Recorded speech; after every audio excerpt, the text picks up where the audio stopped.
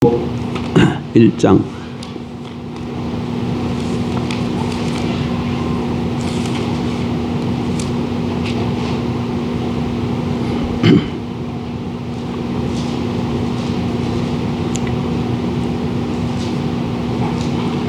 (4절)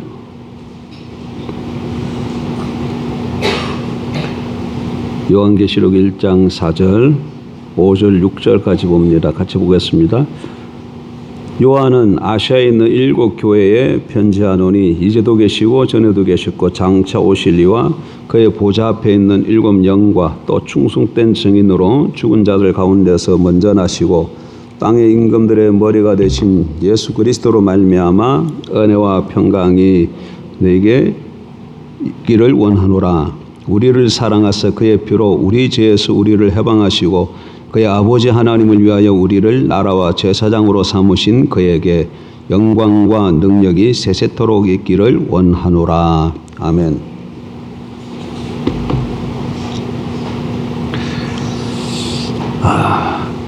지난주에 이어서 말씀을 계속해서 좀 살펴보도록 하겠습니다.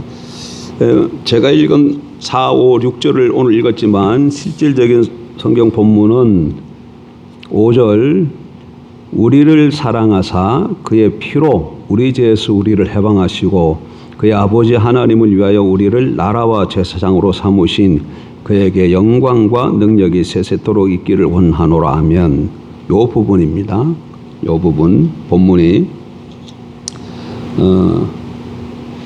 먼저 사도 요한은 소아시아 7 교회에게 성부와 성자와 성령으로 은혜와 평강 가운데 있기를 선포하죠. 그리고 짧게 그리스도께 송영을 드리고 있어요. 우리 본문은 그러니까 그리스도께 드린 송영이에요. 송영은 짧은 찬양이죠.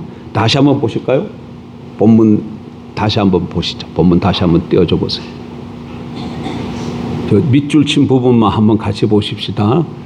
우리를 사랑하사 그의 피로 우리 죄에서 우리를 해방하시고 그의 아버지 하나님을 위하여 우리를 나라와 제사장으로 삼으신 그에게 영광과 능력이 세세토록 있기를 원하노라. 아멘.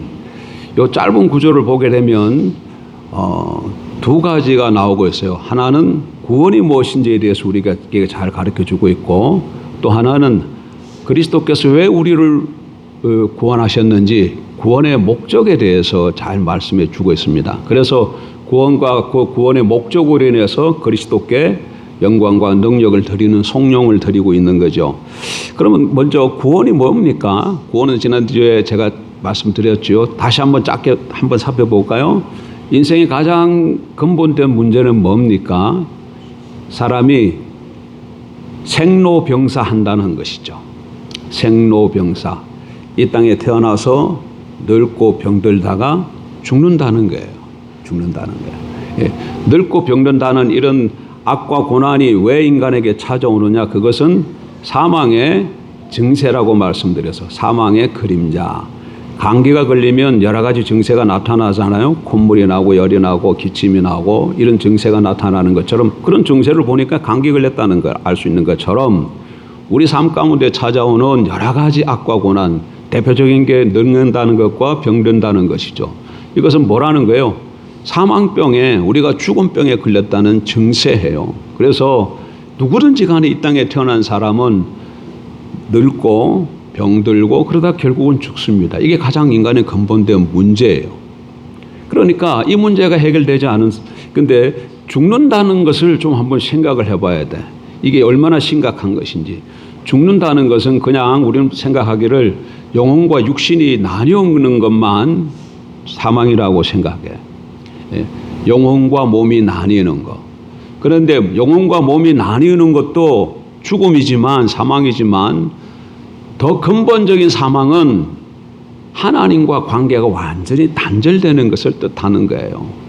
이 땅에 살아있는 동안에는 영적으로는 죽어 있지만, 그리고 또 우리가 앞으로 육신이 나뉘는 죽음이 우리 앞에 다가오고 있지만, 하나님과의 관계가 회복될 수 있는 가능성이 있지만, 죽어버리면 더 이상 다시는 하나님과 관계가 회복되지 못하죠. 그것을 영원한 사망이라고 합니다. 영원한 사망은 무슨 의미가 있느냐? 영원한 사망은 영원한 형벌 가운데 거한다는 거예요. 영원한 형벌 가운데. 성경은 그것을 지옥이라 불못이라 이렇게 표현하고 있는 것이죠. 그래서 인간에게 있어서 가장 근본된 문제는 사람이 죽는다는 것. 그러면 왜 인간에게 이 죽음이 찾아오게 되었는가? 그것은 생명의 근원이신 하나님과 관계가 끊어졌기 때문에 그런 것이죠. 하나님과 관계가. 그러니까 인간이 하나님께 지원받았다 이 얘기는 인간은 피조물이라는 얘기고, 피조물이라는 얘기는 제한적 존재라는 거예요. 자기 스스로는 살아갈 수 없는 존재라는 겁니다, 여러분. 그러니까 자기를 지으신 창조주로부터 끊임없는 관계 속에서 생명을 공급받아야 살아갈 수 있는 존재예요, 피조물이라는 것은. 그런데 생명의 근원 되신 이 하나님과 관계가 끊어졌기 때문에 우리에게 사망이 찾아오는 것이죠.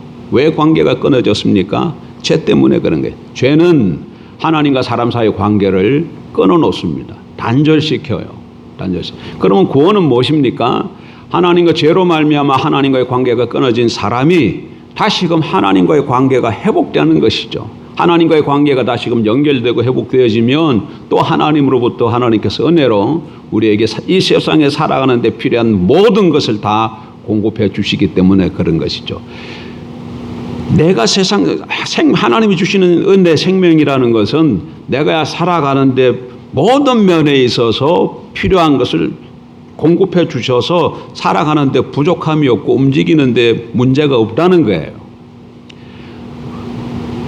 돈 많은 사람들 생각해 보면 그들은 돈은 넉넉히 있지만 또 뭐가 없어요. 때로는 어떤 사람은 건강이 없는 사람도 있고, 어떤 사람은 또 가정에 갈등이 있는 사람도 있고, 어떻게 보게 되면 이 땅에 사는 사람들을 보면 이 세상에서 갈등이 없이 그냥 마냥 행복하다 그런 사람은 아무도 없습니다. 어느 한 부분이 항상 부족해서 그로 인해서 문제가 늘 발생하는 것이죠. 그게 죄 때문에 그렇고 하나님과의 관계가 끊어져서 모든 문제가 발생한다는 것이죠. 그러니까 그런 문제가 다 해결되는 것은 다시금 하나님과 연결되는 것인데, 그 연결을 되려면 죄 문제를 해결해야 연결될 수 있어요.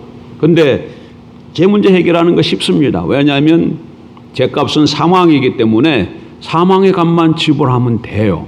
그러니까 죄 없는 누군가가 나를 대신해서 죽어주면 나는 하나님과의 관계가 회복돼서 생명을 다시 얻을 수 있는 거죠. 그런데 문제는 이 세상에 사는 모든 사람들은 너나 할 것 없이 다 죄인이에요. 그래서 나를 위해서 대신 죽어줄 사람도 없고, 혹 누구가 나를 대신해서 죽어준다 할지라도 그 사람은 자기 죄로 죽는 것이지 나를 대신해서 죽어줄 수 있는 존재가 아니라는 거예요. 그래서 모든 인간은 요 상태만 보게 되면 절망적인 거죠. 그래서 하나님께서 인간들을 다시 긍휼히 여기시고 사랑하셔서 죄 없인 당신의 아들을 이 세상에 보내주셨습니다. 그분이 바로 예수 그리스도이시죠. 죄 없으신 예수 그리스도가 바로 온 인류의 죄 문제를 해결하기 위해서 모든 죄를 걸머주시고 대신 죽으셨어요. 십자가에 죽으시고 3일 만에 다시금 부활하셨습니다. 그래서 이제는 우리가 하나님 앞으로 다시금 나아갈 수 있는, 하나님과의 관계가 회복될 수 있는 길이 열린 것이죠. 어떻게? 십자가에 못 박혀 죽으신 예수 그리스도를 세상의 구주와 주로 믿고 영접하면 하나님께서 그 사람의 죄를 용서해 주시고 하나님과의 관계를 회복해 주신다고 약속하셨기 때문에 그런 것이죠. 다시 말씀드리면, 그래서 복음이 뭐냐? 인간의 가장 근본된 문제가 사망인데, 이 문제를 뭘로 하나님께서 해결해 주셨어요? 당신의 아들로 해결해 주셨잖아요. 당신의 아들이 어떻게? 우리 죄를 위해서 십자가에 죽고 3일 만에 부활하심으로. 그래서 복음은 나사렛 예수가 우리 죄를 위해서 십자가에 죽고 3일 만에 부활하셨다는 이 소식이 복음이에요. 그리고 이 복음을 믿는 자에게 구원이 주어지는 겁니다. 예수가 십자가에 죽고 3일 만에 부활하셨다, 이 얘기는 다르게 말하면 예수가 우리에게 구세주가 되시고 주가 되신다는 말이기도 합니다. 그리스도가 십자가의 죽음으로 우리에게 구주가 되셨고 부활하심으로 주가 되셨어요. 그래서 예수가 내 죄를 위해 십자가에 죽고 3일 만에 부활하셨다, 이렇게 믿어도 되고 예수를 구주와 주로 믿어도 되는 것이죠. 어쨌든지 간에 나사렛 예수 2000년 전에 이 세상에 오셔서 우리 죄를 위해 십자가에 죽고 3일 만에 부활하시고 장사 지련받으셨다가 부활하셔서 승천하셔서 지금은 아버지 보좌 우편에 앉아 계시는 그분을 구주와 주로 믿고 영접하면 하나님께서 우리 죄를 사해 주시고 하나님과의 관계를 회복시켜 주신다. 그래서 우리에게 뭐가 다시금 온다는 거예요? 하나님의 생명이 공급되어져서 이 땅에서 죽어도 죽지 아니하고 영원히 살 수 있는 그런 저와 여러분이 된다는 것이죠. 예수 그리스도를 다 믿고 영접하셨습니까, 여러분? 할렐루야. 근데 오늘 본문을 보면 이 구원에 대해서 세 가지 측면에서만 말하고 있어요. 어떻게? 왜 그러면 그리스도께서 우리를 구원해 주셨는지, 동기가 뭔지, 그리고 어떻게 우리를 구원해 주셨는지, 구원의 방법, 그리고 그 구원의 실체는 무엇인지, 구원의 결과라고 제가 얘기했는데 구원의 실체가 뭔지를 먼저 말하고 있어요. 자, 먼저 다시 한번 보십시다. 5절, 우리를 사랑하사 그의 피로 우리 죄에서 우리를 해방하시고, 이 문장을 보게 되면 우리를 사랑하사 그의 피로 우리 죄에서 우리를 해방하시고 하니까 우리를 구원하신, 죄에서 해방하신 그 동기가 뭐라는 거예요? 우리를 사랑했기 때문에. 예? 그렇습니다. 하나님의 사랑 때문에, 그리스도의 사랑 때문에 우리가 구원받은 거예요. 그리스도께서 우리를 왜 구원해 주셨는가? 구원의 동기는 하나님의 사랑이에요. 그런데 그리스도가 어떻게 그러면 구원을 하셨는가? 어떻게 구원해 주셨는가? 구원의 방법은 뭐지요? 그의 피로, 이렇게 말씀하고 있어요. 그의 피로. 그의 피라는 얘기는 예수 그리스도의 십자가의 죽으심을 얘기를 하는 겁니다. 예. 예수 그리스도가 죄가 없으신 하나님의 아들이 이 땅에 오셔서 우리 죄를 위해서 대신 죽어주심, 그리고 피 흘려주심, 그로 말미암아 우리가 구속함을 받을 수 있었다. 그 얘기. 레위기 17장 11절에 이런 말씀이 있습니다. 육체의 생명은 피에 있습니다. 내가 이 피를 너에게 주어 제단에 뿌려 너의 생명을 위하여 속죄하게 하였나니 생명이 피에 있으므로 피가 죄를 속하느니라. 뭐가 죄를 속한다고요? 피가 죄를 속한다고 말하고 있어요. 왜? 거기에 피 안에 뭐가 있기 때문에? 생명이 있기 때문에. 예. 그래서 죄 없으신 하나님의 아들을 하나님께서 이 세상에 보내주시고 하나님의 아들이신 그리스도가 우리 죄를 위해서 피를 흘려주신 거예요. 십자가에서 살찌고 피 흘려주세요. 이게 구원의 방법이에요. 그래서 누구든지 이 주님의 십자가와 부활의 사건을 믿고 영접하면 어떻게 되냐? 구원의 실체는 뭐라고 얘기합니까? 우리 죄에서 우리를 해방하시고, 이렇게 말씀합니다. 죄에서 해방된다는 얘기. 여러분, 죄에서 해방된다는 말은 무슨 의미입니까? 지난주에도 말씀드렸지만 이 네 가지는 항상 한 묶음으로 움직인다 그랬죠. 사단과 죄와 사망과 율법을 한 묶음으로 움직인다 그래요. 사단이 우리를 유혹해요. 그러면 우리가 죄를 짓습니다. 그러면 사망을 값으로 지불해. 율법은 뭐예요? 유혹해서 범죄할 때에 죄졌다고 정죄하는 것이죠. 그래서 사단과 율법과 죄와 사망은 한 묶음이에요. 근데 여기서 죄에서 해방됐다 이 얘기는 다르게 얘기하면 사단과 사망과 율법으로부터 우리가 해방되었다 그 말이기도 해요. 그 말이기도 해요. 그러니까 더 이상 사단의 권세 아래 있지 않다는 거예요. 더 이상 사망 아래 있지 않다는 거예요. 더 이상 율법 아래 있지 않다는 거예요. 더 이상 죄 아래 있지 않다는 거예요. 그럼 이건 지금 소극적이고 부정적인 표현이지만 적극적이고 긍정적인 표현은 뭡니까? 사단 대신에 그리스도와의 권세 아래 놓여 있고, 죄 대신에 뭐예요? 의 아래 놓여 있고, 그 다음에 우리 사망 대신에 생명을 가지게 되었다 그 얘기입니다. 이게 구원입니다, 여러분. 예. 이게 대해서 좀 묵상을 해보시기 바랍니다. 이 말이 의미하고 있는 바를.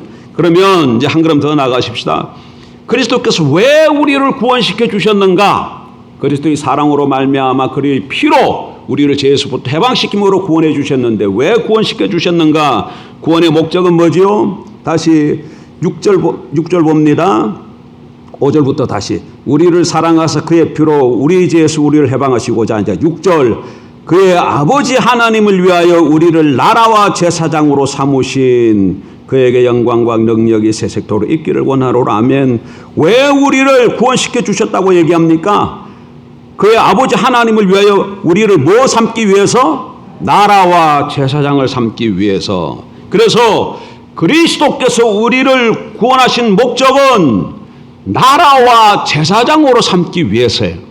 여러분 예수 그리스도 믿고 영접하셨습니까? 그러면 우리가 누구라는 거예요? 하나님 아버지의 나라와 제사장이 되었다는 겁니다. 한번 따라합시다. 나는 하나님의 나라와 제사장이다. 예, 나라와 제사장이에요. 그런데 제사장이라는 단어는 이해가 되는데 이게 나라라는 말이 좀 잘 이해가 안 돼. 이게 무슨 뜻하는지. 그래서 성경을 좀 다른 버전으로 보는 것이 필요합니다. 영어 성경 중에 킹 제임스 버전이라는 책이 있어요. 흠정요. 그 번역본을 보게 되면 이것을 나라를 무슨 단어로 번역해 놓냐면 킹이라고 번역해 놨어요. 그러니까 나라가 무슨 뜻이라는 거예요? 왕이라는 말이에요. 그러니까 우리를 나라와 제사장으로 삼았다 이 얘기는 왕과 제사장으로 삼았다는 얘기예요. 그래서 한 말로 한 단어로 표현해본 왕적 제사장이 되게 하셨다는 거예요. 그래서 베드로전서 2장에 보면 사도 베드로는 너희는 왕 같은 제사장이요 이렇게 말하고 있어요. 나라와 제사장으로 삼았다는 말은 한마디로 표현하면 우리를 뭘로 삼으셨다고요? 왕적 제사장, 왕 같은 제사장으로 삼으셨다는 얘기입니다. 하지만 그리스도께서 우리를 나라와 제사장으로 삼았다는 이 말씀의 뜻을 좀 더 정확하게 이해하려면 이 말씀의 배경인 구약 성경으로 좀 돌아가 봐야 합니다. 출애굽기 19장에 보게 되면 하나님께서 이스라엘을 애굽에서 출애굽시키십니다. 해방시켜 주셨어요. 그리고 시내산으로 인도해서 그들과 언약을 맺고 그들을 제사장의 나라로 삼으셨다고 말을 해요. 출애굽 19장에 이스라엘을 애굽에서 인도해서 시내산에서 언약을 맺고 그들을 뭘 삼으셨다고 말씀드린다고요? 제사장의 나라 이렇게 말하고 있어요. 제사장의 나라. 예. 그러니까 하나님은 이스라엘을 애굽에서 해방시키는 것에서 그치지 않고 그들을 제사장의 나라로 만드셨어요. 그들의 신분을 근본적으로 바꾸어 주셨습니다. 그런데 이 신분을 좀 더 정확하게 하기 위해서는 에덴의 맥락에서 살펴볼 필요가 있습니다. 자, 다시금 지금 출애굽기 19장 시내산 사건을 내서 지금 한 단계 얘기하고 지금 제가 어디로 또 갔어요? 에덴으로 갔습니다. 하나님께서 사람을 하나님의 형상으로 만들었어요. 아담과 하와를. 그리고 에덴에서 살게 하셔서 그리고 그들에게 뭐라고 말씀하셨냐면 창세기 1장 26, 27절에 보게 되면 생육하고 번성하게 땅에 충만하라 땅을 전복하라 그리고 모든 생물을 다스리라 이렇게 말씀하셔요. 이 얘기는 무슨 얘기예요? 하나님이 하늘과 땅을 만드시고 이 땅을 누구 보러 다스리라고 하셨다는 거예요? 아담에게 다스리라고 하셨다는 거예요. 아담에게 맡기셨다는 거예요. 아담을 하나님의 대리 통치자로 삼으셨다는 얘기예요. 그러니까 하늘 보좌는 하나님이 계시고 땅은 하나님께서 아담에게 이 땅을 다스리듯 분봉왕으로 세우셨다는 거예요. 그러면 아담이 해야 할 일은 땅을 잘 다스리는 거예요. 그런데 땅을 잘 다스리려면 어떻게 하면 잘 다스릴 수 있을까요? 누구 뜻대로 다스려야 돼요? 하나님의 뜻대로 다스려야 되죠. 그래서 아담이 하나님의 대리자로서 하나님의 통치 대리자로서 이 사명을 잘 감당하려면 하나님과의 친밀한 관계 속에서 하나님의 뜻이 무엇인가를 늘 알아야 돼. 그래야 하나님의 뜻이 무엇인가가 분별하고 깨닫고 세상에서 하나님의 뜻대로 땅을 통치할 수 있는 것이죠. 그러니까 하나님을 대리 통치자로 삼았다 이 얘기는 아담의 신분이 또한 뭐라는 걸 가르치고 있어요. 제사장이라는 것을 가리키고 있는 거예요. 하나님과의 관계 속에서 다스려야 되기 때문에. 그래서 태초의 아담은 왕인 동시에 제사장이었어요. 다르게 말하면 한마디로 말하면 왕적인 제사장이었어요. 왕 같은 제사장이었어요. 누가? 아담이. 그런데 이 아담이 왕 같은 제사장의 신분을 죄를 범함으로 상실합니다.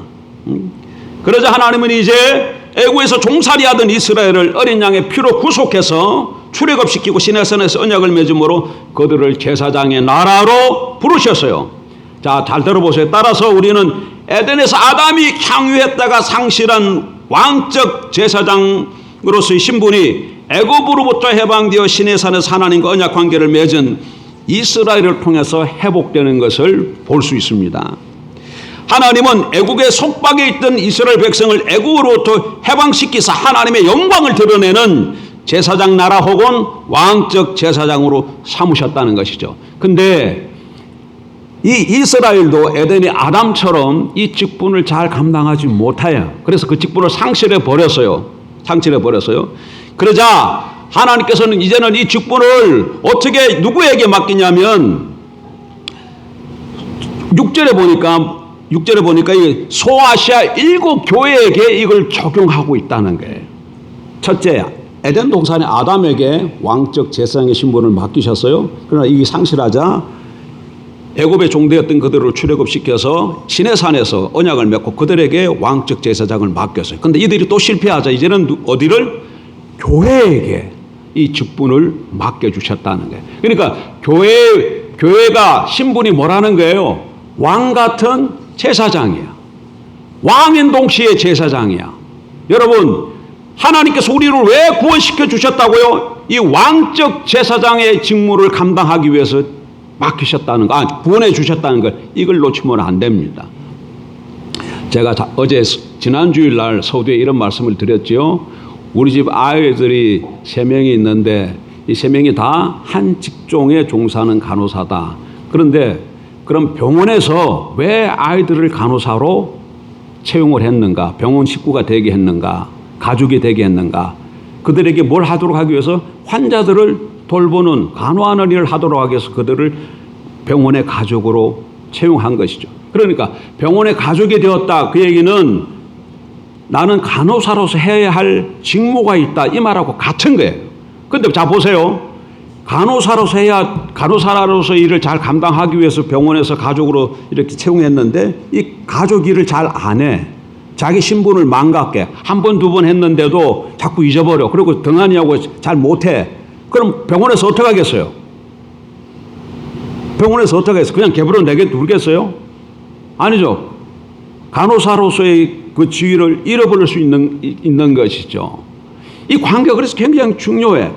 왜 우리를 하나님께서 구원시켜 주셨는가? 하나님 예수 그리스도 믿고 영접함으로 이제 하나님 백성이 되었다. 죽어도 천국에 간다. 영원한 생명을 가지고 있다. 이것만 알고 있어서는 아니 된다는 얘기예요. 나에게 이렇게 큰 은혜를 베풀어 주신 것은 내가 해야 할 일이 있다는 것을 말하는 거예요. 하나님께서 왜 우리를 구원시켜 주셨는가? 왕 같은 제사장의 일을 맡기시기 위해서 만들어 주셨다는 거예요. 그래서 내가 왕인 동시에 제사장으로서 하나님을 섬겨야 돼요. 이 직분을 잘 감당할 때 더 큰 은혜와 그 하나님의 생명이 우리 삶 가운데 충만하게 흐르게 될 줄 믿습니다. 그러면 왕의 역할을 잘 왕은 뭐 하는 거예요? 다스리는 거잖아요. 어떻게 다스려야 됩니까? 일단 우리 구원이 이미 시작되었지만 아직 완성은 되지 않았어요. 주님 다시 오실 때 완성이 될 겁니다. 그래서 일단 내가 예수 그리스도 믿고 그리스도인이 되었지만 아직도 내 안에 하나님의 주권에 순종하지 않고 내 마음대로 살고자 하는 그런 요소도 그런 게 아직도 있어요. 그래서 첫째로 왕의 신분을 잘 감당하려면 일단 내 안에 내 마음을 어떻게 해야 돼? 잘 다스려야 돼. 내 안에 끌어오르는 하나님의 뜻을 떠나서 내 마음대로 살고자 하는 육체의 소욕을 잘 제어해서 성령이 나를 지배할 수 있도록 해. 일단 내 안에. 그리고 그 다음에 나의 세상을 향해서는 내 삶의 영역에서 하나님의 통치가 임할 수 있도록 하는 것이 왕의 신분을 감당하는 겁니다. 내 삶의 영역. 내가 뭐 학생일 수도 있고 아내일 수도 있고 직장인일 수도 있는데 자주간 내가 나의 삶의 영역에서 내가 어떻게 해야 된다는 거예요. 내가 해야 할 일이 하나님이 왕 되심이 나의 삶의 영역에서 이루어질 수 있도록 하는 것이 왕권을 세워나가는 것이에요. 왕권을. 내가 왕의 권세를 행사해 나가는 것이에요. 그러니까 뭐 간호사는 병원에서 환자들을 섬기고 다른 사람은 인간관계 속에서 그걸 잘 섬기면서 그들에게 뭐 그 삶 가운데서 뭐 무슨 일이 생길 수 있도록 하나님이 통치하시는 일이 나의 삶 속에 이루어질 수 있도록 또 직장인은 직장 속에서 가정은 또 가정 안에서 이게 왕의 노릇하라는 것이고 제사장은 뭡니까? 제사장은 하나님께 예배하고 또 하나님의 뜻을 가지고 사람들을 중보시키는 것이죠. 예. 그러니까 밖에 아직도 하나님을 알지 못하는 사람들을 하나님과 내가 화목시키는 일을 하는 것이 내가 해야 할 중요한 일 중 하나라는 걸 놓쳐서는 안 돼. 이게 제사장의 진분입니다.